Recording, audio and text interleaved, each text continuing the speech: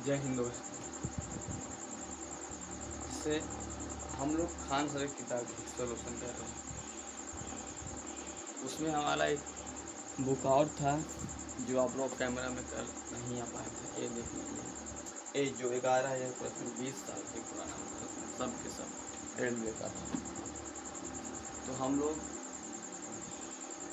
कल की क्लास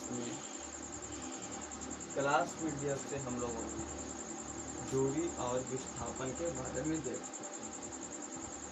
दूरी और विस्थापन के बारे में हम लोगों ने याद किया कल की क्लास में पहला में हम लोगों ने दूरी और विस्थापन के बारे में बात किया।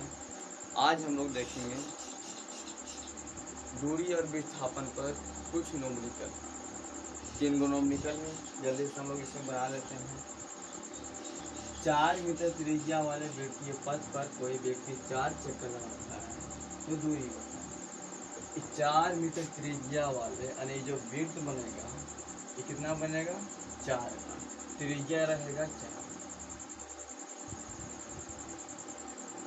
अब करा कोई व्यक्ति 4 चक्कर लगाता है तो दूरी बताएं।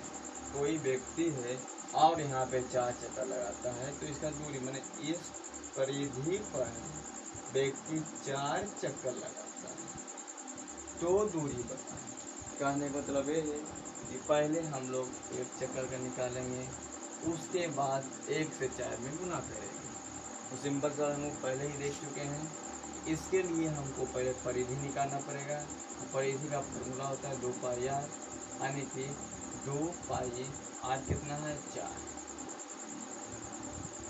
8 पाई इतना तो फॉर्मूला होता है पहले से। कई चक्कर तो ये तो दूरी हो गया, सिर्फ एक चक्कर का दूरी चला है कितना, 1 चक्कर का दूरी है कितना 8 पाई, तो 4 चक्कर का 32 पाई। यहाँ तक किसी को कोई परेशानी नहीं होना चाहिए। 32 पाई मीटर, जहाँ पाई का मान हम लोग जानते हैं 3.14 या 22/7 होती है। चलिए हम लोग दूसरे प्रश्न देखते हैं कि 35 किलोमीटर प्रति घंटा की चाल से 40 मीटर ऊंची फेंकी गई गेंद के दूरी और विस्थापन बताएं। दूरी और विस्थापन दोनों बताएं। एक गेंद यहाँ पर रखा हुआ है, ये जो गेंद को हम लोग ऊपर की ओर फेंक रहे हैं, ऊपर की ओर फेंक रहे हैं कितना, तो 40 मीटर कितना की चाल से, तो 35 किलोमीटर प्रति घंटा की चाल से। तब कहा इसमें दूरी और विस्थापन क्या हो, यानी कि दूरी भी बताना है और विस्थापन भी बताना है। इस गेंद के 40 मीटर की ऊंचाई पर फेंकने के बाद दूरी और विस्थापन दोनों के बारे में बात कर रहे हैं। तो सिंपल से बात में समझिए, अगर हम किसी वस्तु को इस प्रकार से ऊपर फेंकेंगे फिर तो ये हमारे पास ही चला आएगा। ऐसे फेंकते देखिए हमारे पास ही शायद सामने में ही गिरेगा। जब तक सामने गिरेगा जब तक कि हम इसे तिरछे ना फेंकें। तो गेंद को जब हम ऊपर की तरफ फेंकेंगे तो गेंद तो फिर आकर नीचे ही गिरेगी, यानी कि 40 मीटर ऊपर गया फिर 40 नीचे आ गया, तो दूरी हमारा 40 + 40 हो जाएगा 80 मीटर। पर विस्थापन में क्या है, तो विस्थापन हम लोगों ने कल ही देखा था कि विस्थापन सब मैंने दूरी तय करता है, परंतु सबसे कम दूरी तय करके किसी स्थान पर पहुंच जाना ही तो विस्थापन कहलाता है। कभी कभी विस्थापन 0 भी होती है। अगर ए से चला बी की ओर और फिर चला आया ए की ओर तो पूरे विस्थापन क्या है, विस्थापन 0 हो जाएगा। बस वैसे ही ए से चला था बी की ओर और यहाँ से गेंद गया फिर ऊपर से वापस चली आया तो विस्थापन कितना हो जाएगा, तो विस्थापन में हो जाएगा 0 हो जाएगा। यहाँ पर कोई दूरी तय नहीं बचा हुआ। और दूरी की बात करेगा तो दूरी हो जाएगा दोनों को मिला के 40 ऊपर गया फिर 40 नीचे आने में 80, विस्थापन करेगा 0। चलिए अब कह रहा है इस फिगर को देखिए, ए से चला 5, 16, 4 फिर 16 पहुँच गया बी तक। तो इसमें भी हम लोग से पूछ रहा दूरी बताइए और एक और विस्थापन बताइए। तो सिंपल से बात में हम लोग देखेंगे कि हम लोग जानने से पहले कि दूरी जो है वो थुथुर आदमी का चलने का तरीका है। कहने का मतलब ये अगर हमें जल्दीबाजी में जाना है तो जो थुथुर रहेगा वो हर एक रास्ता देखते हुए कि चलिए यहाँ से चलते हैं तो इस और रास्ता तो सही है, उसके बाद नीचे चले, उसके बाद नीचे, कितनू इमरजेंसी रहेगा थुथुर तो उसी ही चलेगा। पर जो होशियार जरा रहेगा वो क्या करेगा, तिरछे भाग जाएगा, यहाँ चला फिर देगा कि नहीं ऐसे इस रास्ते से जाएंगे, रास्ता नहीं बना हुआ फिर भी हम ऐसे जाएंगे तो जल्दी पहुँच जाएंगे। तो जल्दीबाजी में वो क्या करेगा, इस प्रकार चला जाएगा। तो जो हम लोग इस प्रकार से चलेंगे तो जल्दी पहुँच जाने की जो नियम है वो किसमें आता है, विस्थापन में। आज जो पूरी दूरी तय करने, रास्ता तय करके किस हो जाता है, दूरी में। चलिए देखते हैं दूरी कितना था, 5 + 16 + 4 + 16 बराबर 32 32 9 41 किलोमीटर हमारा दूरी चला है पूरा। अब विस्थापन के बारे में देखते हैं ये 5 है और ये 4 है, इसके बराबर ये हो जाएगा आने की 5 + 4 = 9। विस्थापन जो हम लोग क्या हो गया वो 9 हो गया। तो एक बार और हम लोग कल की कला जो दूरी है विस्थापन के बारे में दिलचस्प कर दी। दूरी में क्या करता है कि दो बिंदुओं के बीच की दूरी तो है, पर इसमें किसी प्रकार का कोई दिशा नहीं है, मन हुआ तो पूरा पश्चिम दक्षिण उत्तर कहूँ चल दीजिए। पर विस्थापन में क्या है, लिखा हुआ रहता है इसमें यदिश राशि। आइए विस्थापन जो सदिश राशि है इसमें लिखा हुआ रहता है कि तुमको जाना कितना, तो 9 किलोमीटर तुमको जाना है तो पश्चिम की ओर, तो पश्चिम की ओर ही जाना पड़ेगा, पूरब की ओर तो पूरब की ओर ही जाना पड़ेगा। ये विस्थापन में देखने को मिलता है। दूरी में सिर्फ हम उसको दूरी को तय करते हैं, ना ही किसी दिशा का पता रहता है। चलिए आज हम लोग चलेंगे वेग, चाल, प्रारंभिक वेग और अंतिम वेग के बारे में समझते हैं थोड़ा सा। फिर त्वरण में चलेंगे, फिर वहाँ पर जो u बराबर v बराबर u + at जो फार्मूला चालू होता है उसके भी हम देखेंगे। तो आज हम लोग जो चलने वाले हैं वो पहले चलते हैं चाल के बारे में। कोणीय वेग हम लोगों का देख लिया था, कोणीय वेग कोणीय चाल बराबर, कोणीय वेग या कोणीय चाल बराबर क्या था, कोण बाई समय, कोण बाई समय, ये फार्मूला ध्यान में रखिएगा। कोण बाई समय हम लोगों ने 4 फार्मूला देखा था, समय पर, पहले मिनट पर, फिर सेकंड पर, फिर थर्ड पर, फिर कोण पर भी देखे थे हम लोगों ने। चलते हम लोग अब आगे। चाल क्या है ध्यान दीजिए, चाल और वेग। चाल में भी होता है कि जितना समय में यानी एक इकाई समय में जितना दूरी हम लोग तय करते हैं, जितना दूरी तय करते हैं, एक इकाई समय में जितना दूरी हम लोग तय करते हैं उसे ही तो चाल करते हैं। जैसे 1 सेकेंड में हम लोगों ने तय किया है 15 किलोमीटर, तो हमारा चाल जो है 15 किलोमीटर प्रति सेकेंड है।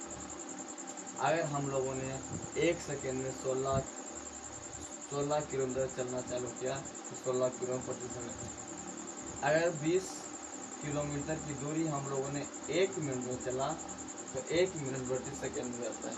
ये जो किसी इकाई समय में दूरी तय किया जाता है उसे क्या कहते हैं, चाल। पर सिंपल से बात है तो चाल जो है वो अदिश राशि, अदिश राशि, चाल अदिश राशि है। इसका दिशा मालूम नहीं होता, दिशा मालूम नहीं होता, बस दूरी की तरह ये भी है, इसमें दिशा मालूम नहीं होता है। तो चाल बराबर जो फार्मूला होता है बिना दिशा वाला आदमी आ जाएगा तो दूरी बाई समय आएगा। तो सिंपल से बात करते हैं। चाल अगर एक आदमी जैसे राम थे उधर रावण, अरे इसके तरफ जो भी आदमी आएंगे वो भारतीय वाला नहीं जाते जी, और इधर वह कम चला था, लंका के लोगों ने आ जाते इसमें। बस जो हम लोग चाल में जो लेंगे तो चाल के ही जाति बुलाना आएगा, तो दूरी आ गया और समय तो दोनों में चलेगा, इसमें भी और उसमें भी। चलिए ये दूर इसका जो ऐसा ही मतलब होता है, मीटर प्रति सेकेंड होता है। अब बीमा की बात कर रहे हैं तो मीटर का यल और सेकेंड का यस टी। कहने का मतलब हो गया कि -1 ये हमारा विमीय फार्मूला, विमीय सूत्र हो गया, और ये हमारा एसआई मात्रक हो गया। अकाउंट राशि चालक अदिश राशि है, ये ध्यान रखना। चलिए वेग के बारे में, ये भी वही है, एक इकाई समय में जितना दूरी तय की जाती है उसे वेग कहते हैं। और बात इसमें यह होता है कि इसमें दिशा भी बताना पड़ता है, दिशा के साथ साथ ये सदिश राशि बन जाती है। कहने का मतलब इसमें किसी प्रकार का कोई दिशा नहीं बताना था, और इसमें चलने के लिए दिशा बताना है कि तुमको किस ओर जाना है, तो पूरब की ओर जाना है 16 मीटर प्रति सेकेंड के चाल से। तो इसको वेग में बदल देते हैं। तुमको 20 किलोमीटर जाना है प्रति घंटा के चाल से, किस ओर, तो दक्षिण की ओर। जब दिशा ही हम लोग के पास चला आया, ये दिशा ही तो इसको वेग बना दिया, दिशा ही इसको वेग बना दिया। और जब इसमें दिशा नहीं था वो हमारा अदिश राशि था, और उसको हम लोगों ने चाल बनाया हुआ था। तो चाल का फॉर्मूला था दूरी बाई समय, और वेग का फॉर्मूला है विस्थापन बाई समय। हम पहले ही बोले हैं कि अपने ही जाति के लोग ज़्यादा पसंद करेंगे। इसी प्रकार से वेग ने विस्थापन को पसंद किया, क्योंकि विस्थापन भी तो एक अदिश राशि है, विस्थापन भी एक अदिश राशि है। इसलिए वेग ने विस्थापन के साथ अपना फॉर्मूला बनाया, और चाल ने दूरी के साथ बनाया। तो बात होता है इसका जितना भी फार्मूला आया था विमीय सूत्र, तो वो भी मीटर पर सेकेंड हो जाएगा, ताकि विस्थापन और दूरी में कोई अंतर नहीं है। अब विमीय सूत्र में यल टी इनवर्स 1 ए दोनों प्रमुख है, जो क्या है सेम है। चलिए इसको हम एक बार नीचे में लिख लेता हूँ सजेशन।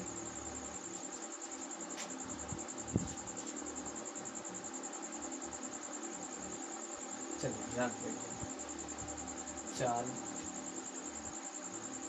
वेग, ये जो है अदिश राशि है,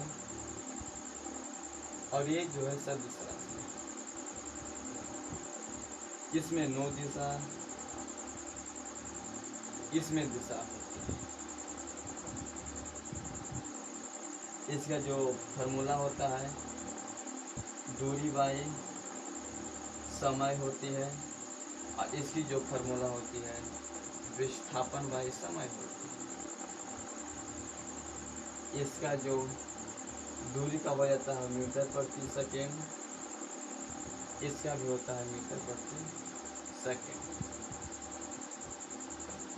इसके बदले हो जाएगा क्या चीज यल, और नीचे यस के समय के लिए टी, यानी कि यल टी इनवर्स 1, यहाँ भी हो जाएगा यल टी इनवर्स 1। जिनको लेना है स्क्रीनशॉट यहाँ पे ले लीजिए इन दोनों का। फिर हम लोग वेग के ऊपर आगे की ओर चलते हैं।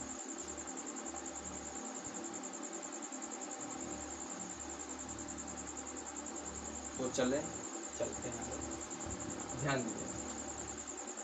यहाँ इन दोनों से बीच में जो सबसे मेन जो प्रश्न पूछा जाता है वो इस प्रकार से, जिस हम अभी यहाँ पे हैं, तो हमें पूछेगा कि कोई व्यक्ति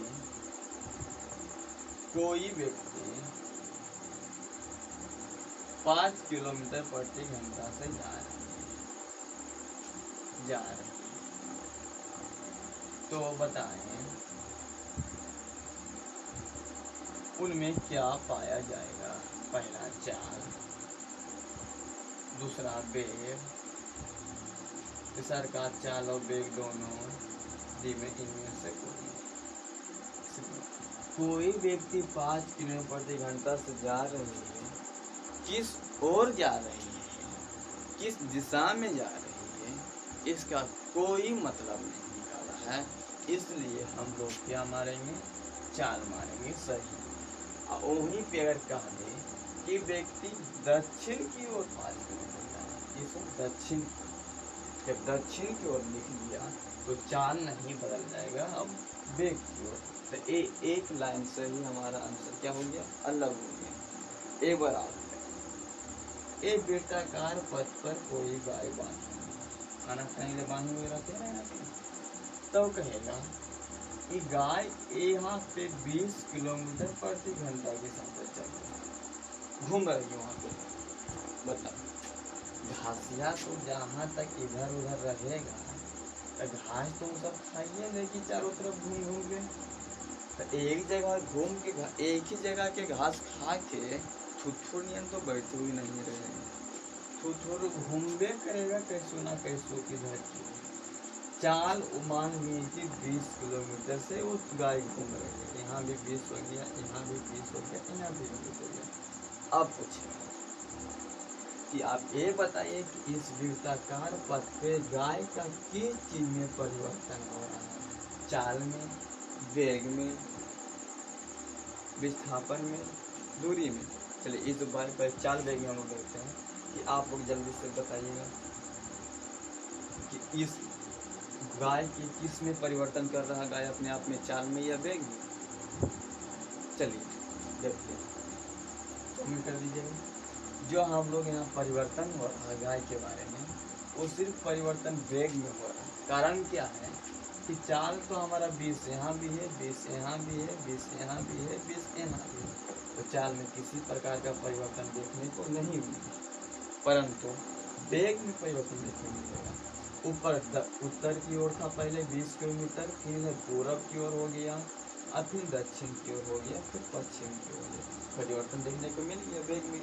तो हम लोग किसमें परिवर्तन देखने को मिला, तो वेग में परिवर्तन देखने को मिलता है, बाकी और इसमें परिवर्तन देखने को नहीं मिलता। तो चलिए हम लोग अब यहाँ से आगे निकलते हैं, प्रारंभिक वेग की ओर बढ़ते हैं।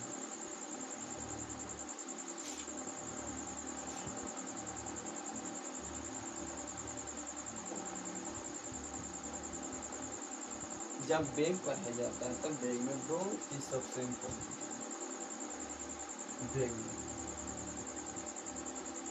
वेग को हम लोगों ने दो भागों में रखा है, प्रारंभिक वेग, एक अंतिम वेग। नाम से ही हम लोग को पता चल रहा है प्रारंभिक वेग। प्रारंभिक वेग माने अभी काम होना जारी हुआ है, काम होना जारी हुआ। वेग यानी कि किसी वस्तु का प्रारंभिक वेग जो अभी अभी चला है, उस वेग के बारे में कह रहा है। अब अंतिम वेग मतलब क्या समझे, अब अंत हो चुका है, अब उसका कोई वेग बचा हुआ नहीं। तो चलिए प्रारंभिक वेग कैसे, मान लीजिए कि यहाँ पे स्टेशन रेलवे लाइन है, तो रेलवे जब आएगा इस लाइन पे तो क्या प्रारंभिक वेग कितना होगा, ध्यान दीजिएगा। अगर हम इस रेलवे को यहाँ रुक ही रहे, तब अगर हम लोगों ने देखा तो प्रारंभिक वेग 0 होगा। पर अगर इन्हें तो थोड़ा हमारा देखे से पहले ही अंदर घुस गया और एक अचानक आके सामने रुका, तब हम लोगों ने देखा, तो इस अवस्था में जो 0 हो जाएगी इसके प्रारंभिक वेग, क्योंकि हम लोगों ने तभी देखा जब वो पूरी तरह से रुकी हुई थी, समझ गए ना। ये तो फिर पहले यहाँ पे रुकी हुई थी रेलवे, उसके बाद यहाँ से चलना प्रारंभ किया, जब हम लोगों ने स्टेशन पे पहुँचे तो उस अवस्था में भी प्रारंभिक वेग 0 हो जाएगा।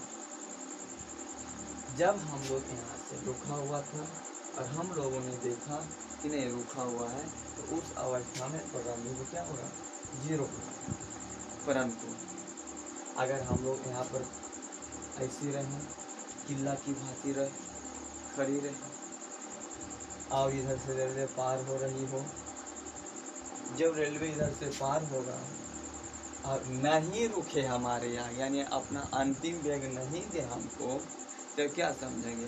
पूछेगा अंतिम वेग क्या है जी, तो अंतिम वेग क्या है तो पता चलेगा, ऐसे नहीं ना। तो जितना समय में हमको पार कर लिए, वो स्टेशन को पार कर लिया, उससे हम इसका चाल निकाल लेते हैं और उसी चाल को हम लोग प्रारंभिक वेग में रख देते हैं। कहने का मतलब ये हो गया कि अगर हमारे आखिया के सामने से चले, सामने से चलना शुरू करें तो प्रारंभिक वेग 0 हो जाएगा। और अगर आखिया के सामने नहीं रुके और चलता चला जाए तो उसका चाल हमारा प्रारंभिक वेग हो जाएगा। इसका जो हम लोग प्रारंभिक वेग हो जाएगा। चलिए आगे देखते हैं। जो हम लोग प्रारंभिक वेग को हम लोग दर्शाते हैं यू से, क्या जैसे यू से दर्शाते हैं हम लोग यू से। अब अंतिम वेग के बारे में, अंतिम वेग में कुछ नहीं, अंतिम वेग को हम लोग भी से दर्शाते हैं। ये क्या कहता है? इस स्टेशन पे गाड़ी जब आ रही है, बाई चांस अंतिम माने अंत हो जाना, रुक जाना।